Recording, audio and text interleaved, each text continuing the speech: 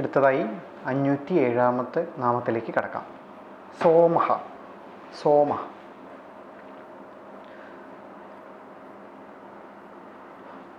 സോമൻ എന്ന് പറയുന്ന ശബ്ദത്തിൻ്റെ അർത്ഥം അത് ഭാഷകാരൻ എന്താണ് പറഞ്ഞിരിക്കുന്നത് എന്ന് നോക്കാം. തനിക്കും തന്നെ അനുഭവിക്കുന്നവർക്കും അമൃത് പോലെ ഇരിക്കുന്നവനാണ് ഭഗവാൻ എന്നതിനാൽ സോമ എന്നു നാമം. സോമശബ്ദം അമൃതിനെ കുറിക്കുന്നതാണ്. സോമശബ്ദത്തിന് അമൃത് എന്ന് പറയുന്നൊരു അർത്ഥമുണ്ട്. സോമപ എന്ന് പറഞ്ഞാൽ അമൃതം പാനം ചെയ്യുന്നവനാണ് ഭഗവാൻ. അപ്പം അമൃതിനെ പാനം ചെയ്യുന്നവൻ, അപ്പം അമൃതിനെ പാനം ചെയ്യുന്നയാളുടെ ഭഗവാൻ. അപ്പം അമൃതം എന്താണ്? അമൃതും ഭഗവാൻ തന്നെയാണ്. അമൃതായിരിക്കുന്നതും ഭഗവാൻ തന്നെയാണ്. അപ്പം എങ്ങനെയാണ് അത് ആ അമൃത് പ്രവർത്തിക്കുന്നത്? തനിക്കും തന്നെ അനുഭവിക്കുന്നവർക്കും അമൃത് പോലെ ഇരിക്കുന്നവൻ. അതായത് താൻ സ്വയം അമൃതാണ്. തൻ്റെ സ്വരൂപത്തിനെ, ശരിയായിട്ടുള്ള ആ പരമമായിട്ടുള്ള സ്വരൂപത്തെ അനുഭവിക്കുന്നവർക്കും അമൃത് പോലെ ഇരിക്കുന്നവനാണ് ഭഗവാൻ എന്നതുകൊണ്ട് സോമ എന്ന് നാമം. തൃതീയസ്യാമിതോ ദിവി സോമ ആസീത്. ഇത് തൈത്തിരീയ ബ്രാഹ്മണത്തിലെ ഒരു വരിയാണ്. മൂന്നാമത്തെ ലോകത്ത് അമൃത് ഉണ്ടായിരുന്നു. മൂന്നാമത്തെ ലോകം എന്ന് പറഞ്ഞാൽ സ്വർലോകം, ഭൂർലോകം, ഭൂവർലോകം, സ്വർലോകം, അങ്ങനെ 3 ലോകങ്ങൾ. അതിലെ സ്വർലോകത്തിൽ അമൃത് ഉണ്ടായിരുന്നു. അപ്പം അമൃതിനെ കുറിച്ച് പറയാണ്. സ ഖലു അമൃതോപമഃ. ആ ഭഗവാൻ അമൃതിനെ പോലുള്ളവനാണ്. തുടർന്ന് പറയാണ്. മഹതാ തപസാ രാമ മഹതാ ചാപി കർമ്മണ രാജ്ഞ ദശരഥേനാസി ലബ്ധോമൃതം ഇവാമരൈഹി. അല്ലയോ രാമ, ദേവന്മാർക്ക് അമൃത് ലഭ്യമായ പോലെ മഹത്തായ തപസ് കൊണ്ടും മഹത്തായ അനേക കർമ്മങ്ങളെ കൊണ്ടും ആണ് രാജാ ദശരഥന് അവിടുത്തെ ലഭിച്ചത്. ശ്രീരാമനെ കുറിച്ചാണ് ഇവിടെ പറയുന്നത്. ശ്രീരാമൻ എന്ന് പറയുന്ന ഭഗവത് സ്വരൂപത്തെക്കുറിച്ചാണ് പറയുന്നത്. അപ്പോൾ ഏതുപോലെയാണോ അമൃത് ദേവന്മാർക്ക് ലഭിച്ചത്, അമൃത് ദേവന്മാർക്ക് ലഭിച്ച കഥ നമ്മൾ കേട്ടു. ഒരുപാട് കാലത്തെ സത്കർമ്മങ്ങൾ, ഒരുപാട് ബുദ്ധിമുട്ടുകളൊക്കെ അതിജീവിച്ചിട്ടാണ് ദേവന്മാർക്ക് അമൃത് ലഭിച്ചത്. അതുപോലെയാണ് ദശരഥന് ഒരുപാട് ദാനങ്ങൾ, തപസ്, അങ്ങനെ പുണ്യകർമ്മങ്ങൾ അനവധി ചെയ്തിട്ടാണ് ശ്രീരാമനാകുന്ന മകൻ ജനിച്ചത്. അമൃതസ്യേവ നാതൃപ്യൻ പ്രേക്ഷമാണ് ജനാർദ്ദനം. ജനാർദ്ദനനെ ദർശിച്ചവർ അമൃത് ഭക്ഷിച്ചാൽ ഉള്ള അനുഭവം ഉള്ളവരെ പോലെ തൃപ്തരാകാത്തവരായി. എന്ന് വെച്ചാൽ അമൃത് എത്ര കഴിച്ചാലും മതി വരാത്തതാണ് എത്ര കഴിച്ചാലും.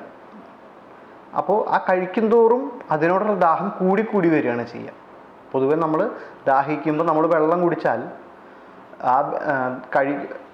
കുടിക്കും തോറും ദാഹം കുറഞ്ഞു വരികയാണ്. പക്ഷെ അമൃത് എത്രണ്ട് കഴിക്കുന്നോ അത്രണ്ടും അമൃതിനോടുള്ള ദാഹം കൂടി വരും.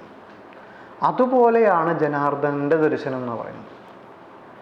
എത്ര തവണ കണ്ടാലും മതി വരാതെ വീണ്ടും കണ്ടുകൊണ്ടേയിരിക്കാൻ തോന്നുന്ന ഒരു സ്വരൂപത്തോടു കൂടിയവനാണ് ഭഗവാൻ. ശാന്തി സമൃദ്ധം അമൃതം. ഇപ്പം ഭഗവാന്റെ അമൃത സ്വരൂപത്തെക്കുറിച്ചാണ് ഈ ഉദാഹരണങ്ങളൊക്കെ പറയുന്നത്. ശാന്തവും സമൃദ്ധവും അമൃതവുമാണ് ആ പരമമായത്.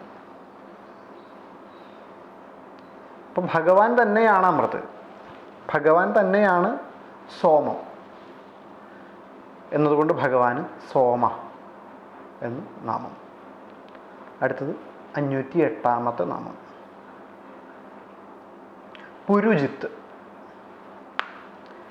പുരുജിത്ത് എന്ന് പറഞ്ഞാൽ ഇവിടെ ഭാഷ്യകാരൻ അർത്ഥമാക്കുന്നത് അനേകം ആളുകളെ ജയിച്ചവൻ എന്നാണ്. പുരുജിത്ത്, പുരു അനേകം ആളുകളെ ജയിച്ചവൻ. എങ്ങനെയാണ് അനേകം ആളുകളെ ജയിച്ചിട്ടുള്ളത് എന്നുള്ളതിൻ്റെ ഉദാഹരണമാണ് ഭാഷ്യകാരൻ പറയുന്നത്. സത്യേന ലോകാൻ ജയതി ദീനാൻ ദാനേന രാഘവ ഗുരുൻ ശുശ്രൂഷയാ വീരോ ധനുഷ യുധി ശത്രവാൻ ഇതി ബഹൂനാം ജയാത് പുരുജിത്ത്. അങ്ങനെ അനവധി ആളുകളെ ജയിച്ചു എന്നുള്ളത് കൊണ്ട് പുരുജിത്ത്. എങ്ങനെയാണ് ജയിച്ചിട്ടുള്ളത്? സത്യേന ലോകാൻ ജയതി, ലോകങ്ങളെ സത്യം കൊണ്ടും, ദീനാൻ ദാനേന രാഘവ, ആ ശ്രീരാമൻ ദീനന്മാരെ ദാനം കൊണ്ട് ജയിച്ചു. ദീനരായിട്ടുള്ള ആളുകൾക്ക് അനവധി ദാനം ചെയ്തതുകൊണ്ട്. നമ്മൾ നേരത്തെ കേട്ടു, യജ്ഞം നടത്തിയിട്ട് യജ്ഞത്തിൽ അനവധി ദാനം ചെയ്തുകൊണ്ടേയിരുന്നു. ഭൂരി ദക്ഷിണ, അനവധി ദക്ഷിണകൾ ചെയ്തു. അപ്പോൾ ദീനന്മാരായിട്ടുള്ള ആളുകളെ ദാനം കൊണ്ട് ജയിച്ചു. ഗുരുൻ ശുശ്രൂഷയാ, ഗുരുക്കന്മാരെ ശുശ്രൂഷ കൊണ്ട് ജയിച്ചു. ശുശ്രൂഷ എന്ന് പറഞ്ഞാൽ ശ്രോതും ഇച്ഛ. ഏതൊരു വിഷയത്തിൽ അറിവുള്ളവരെയും മുഴുവനായിട്ട് അവർ പറയുന്നത് മുഴുവനായിട്ടും കേട്ട് ക്ഷമയോടുകൂടി കേട്ടിരുന്ന് അവരുടെ അറിവ് മുഴുവൻ തന്നിലേക്ക് സ്വായത്തമാക്കി, അങ്ങനെയാണ് ശുശ്രൂഷ എന്ന് പറഞ്ഞാൽ. അല്ലാതെ ശുശ്രൂഷിക്കുക എന്നുള്ള അർത്ഥത്തിലല്ല ഇവിടെ. ശുശ്രൂഷ എന്ന് പറഞ്ഞാൽ ശ്രോതും ഇച്ഛ. ഇപ്പോൾ രാജ്യകാര്യങ്ങളിലാണെങ്കിലും ശരി, എന്ത് കാര്യങ്ങളിലും, യജ്ഞങ്ങളുടെ കാര്യങ്ങളിലാണെങ്കിലും ശരി, അല്ലെങ്കിൽ ആധ്യാത്മിക കാര്യങ്ങളിലാണെങ്കിലും ശരി, എല്ലാ കാര്യങ്ങളിലും വിദഗ്ധരായിട്ടുള്ള ആളുകളെ അവർ പറയുന്നത് മുഴുവനായിട്ടും കേട്ട് ആ അറിവിനെ സ്വായത്തമാക്കി അത് ലോകനന്മയ്ക്കായിട്ട് ഉപയോഗിച്ചു. അതാണ് ഗുരുൻ ശുശ്രൂഷയ, ഗുരുക്കന്മാരെ ശുശ്രൂഷ കൊണ്ട്, കേൾവി കൊണ്ട് ജയിച്ചു. വീരോ ധനുഷ യുധി ശത്രവാൻ,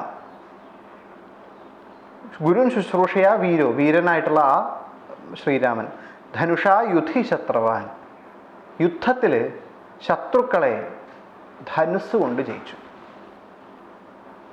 അപ്പോൾ സത്യം കൊണ്ട് ലോകങ്ങളെ ജയിച്ചു, ദാനം കൊണ്ട് ദീനന്മാരെ ജയിച്ചു, ശുശ്രൂഷ കൊണ്ട്, കേൾവി കൊണ്ട് ഗുരുക്കന്മാരെ ജയിച്ചു, യുദ്ധത്തിൽ ആയുധം കൊണ്ട് അല്ലെങ്കിൽ ധനുസ് കൊണ്ട്, ധനുസാണ് ശ്രീരാമൻ്റെ ആയുധം, ആ ആയുധം കൊണ്ട് ശത്രുക്കളെയും ജയിച്ചു. ഇങ്ങനെ ഒരുപാട് പേരെ ജയിച്ചതുകൊണ്ട് ഭഗവാന് പുരുജിത്ത് എന്ന് നാമം.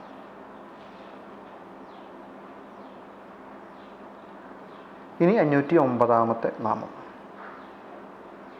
പുരുസത്തമ.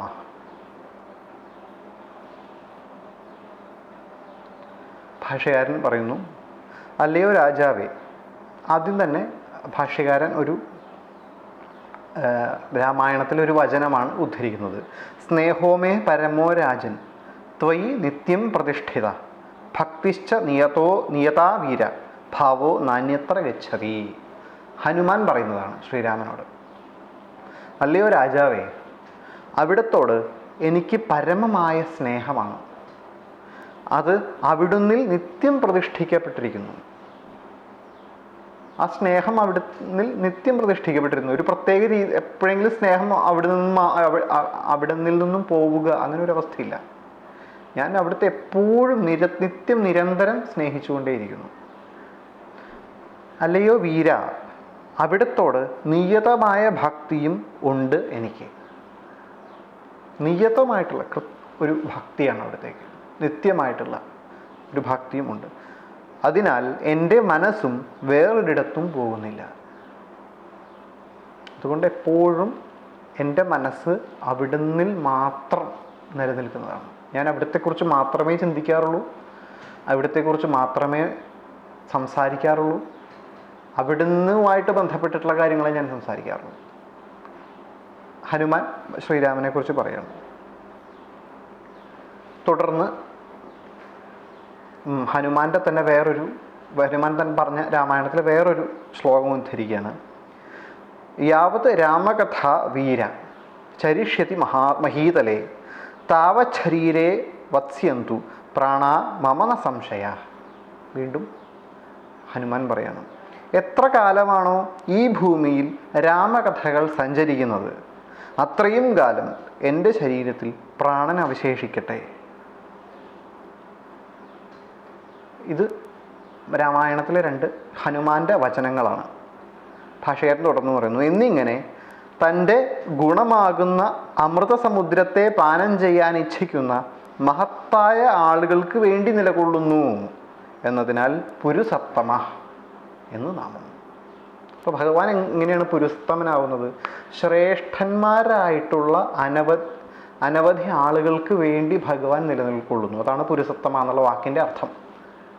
ശ്രേഷ്ഠരായിട്ടുള്ള ആളുകൾക്ക് വേണ്ടി നിലകൊള്ളുന്നു. അതുകൊണ്ട് ഭഗവാൻ പുരുസത്തമ. എന്താണ് ഹനുമാന്റെ ശ്രേഷ്ഠത? ഹനുമാൻ എന്ന് പറയുന്നത് ശ്രേഷ്ഠനായിട്ടുള്ള മഹാശ്രേഷ്ഠനായിട്ടുള്ളൊരു വ്യക്തിയാണ്. രാമായണത്തിലെ ഉജ്ജ്വല കഥാപാത്രം.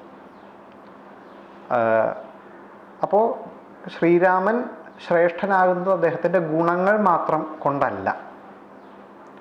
ശ്രീരാമൻ ശ്രേഷ്ഠനാകുന്നത് ശ്രേഷ്ഠരായിട്ടുള്ള അനവധി ആളുകൾ, ഹനുമാൻ, ജാംബവാൻ തുടങ്ങിയിട്ടുള്ള മഹാശ്രേഷ്ഠരായിട്ടുള്ള ആളുകൾ അദ്ദേഹത്തെ സേവിക്കുന്നു എന്നുള്ളതും കൊണ്ടും കൂടിയാണ്.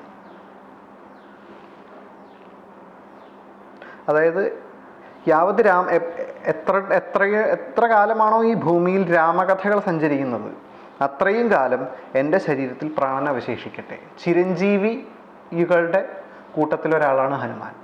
ഹനുമാൻ പറയാണ്, ഈ ലോകത്തെ രാമകഥ എപ്പോഴൊക്കെ അവശേഷിക്കുന്നു അന്നൊക്കെ ഞാൻ ശരീരത്തിലുണ്ടായിരിക്കും, എൻ്റെ പ്രാണങ്ങൾ ശരീരത്തിലുണ്ടായിരിക്കും. ശ്രീരാമകഥ നമ്മൾ കേൾക്കുമ്പോൾ, ശ്രീരാമകഥ എവിടെയെങ്കിലുമൊക്കെ പറയുമ്പോൾ അതിൽ ഒരു കാരണവശാലും ഒഴിച്ചു കൂട്ടാൻ പറ്റാത്ത ഒരാളാണ് ഹനുമാൻ. അപ്പോൾ ഹനുമാനെ പോലെ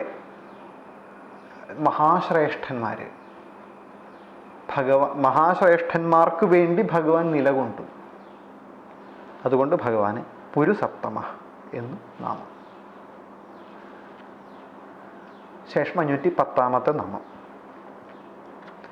വിനയ. ഭാഷകാരൻ പറയുന്നു, മാരീചൻ തുടങ്ങിയ അസുരന്മാരും വീര്യത്താൽ ഭഗവാൻ ശ്രീരാമചന്ദ്രനാൽ നയിക്കപ്പെടുകയും നിയന്ത്രിക്കപ്പെടുകയും ചെയ്യുന്നു എന്നതിനാൽ വിനയ എന്ന് നാമം. വിനയ എന്ന് എന്ന നാമത്തിൻ്റെ വിനയ ശബ്ദത്തിന് വിശേഷേണ നയിക്കുന്നവൻ എന്നാണ് അർത്ഥം. വിശേഷേണ നയിക്കുന്നവൻ. അപ്പോൾ ആരെയാണ് നയിച്ചത്? മാരീചൻ തുടങ്ങിയിട്ടുള്ള അസുരന്മാരെ. അതായത് മാരീചൻ തുടങ്ങിയ അസുരന്മാരും വീര്യത്താൽ ഭഗവാൻ ശ്രീരാമചന്ദ്രനാൽ നയിക്കപ്പെടുകയും നിയന്ത്രിക്കപ്പെടുകയും ചെയ്തു. ഇവരൊന്നും നിസ്സാര അസുരന്മാരല്ല, വലിയ യോദ്ധാക്കളായിട്ടുള്ള അസുരന്മാരാണ്. അവരെ മുഴുവൻ തൻ്റെ വീര്യം കൊണ്ട് ഭഗവാൻ ശ്രീരാമചന്ദ്രൻ നയിക്കുകയും അവരെ നിയന്ത്രിക്കുകയും ചെയ്തു. അതുകൊണ്ട് ഭഗവാന് വിനയ എന്ന് നാമം. അടുത്തത് 511 നാമം ജയ. ജയ. ഭാഷകാരൻ പറയുന്നു, ആശ്രയിക്കുന്നവരാൽ ജയിക്കപ്പെടുന്നു അഥവാ വിധേയനാക്കപ്പെടുന്നു എന്നതിനാൽ ജയ എന്ന് നാമം. ആശ്രിതർ ഭഗവാനെ വിധേയനാക്കുക. ഭഗവാനെ തൻ്റെ ആജ്ഞാനുവർത്തിയാക്കണം. ഒറ്റ വഴിയേ ഉള്ളൂ, ഭഗവാനെ ആശ്രയിച്ചാൽ മതി.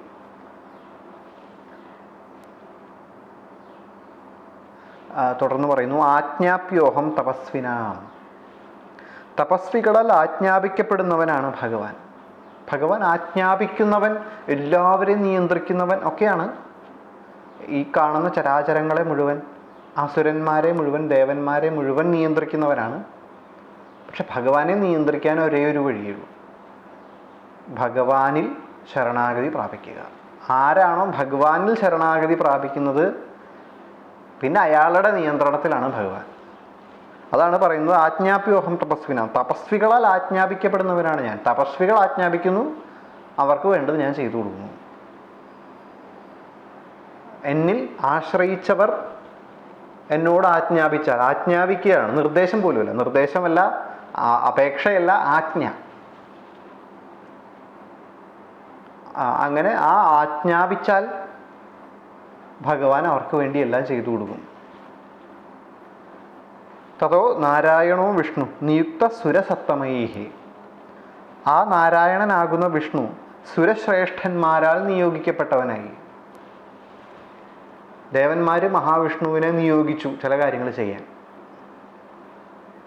അപ്പം അതായത് ഭഗവാൻ സ്വയം നിയോഗിക്കപ്പെടും, ഭഗവാൻ മറ്റുള്ളവരെ നിയോഗിക്കുകയും ചെയ്യും. ഇപ്പം എല്ലാവരെയും നിയന്ത്രിക്കും.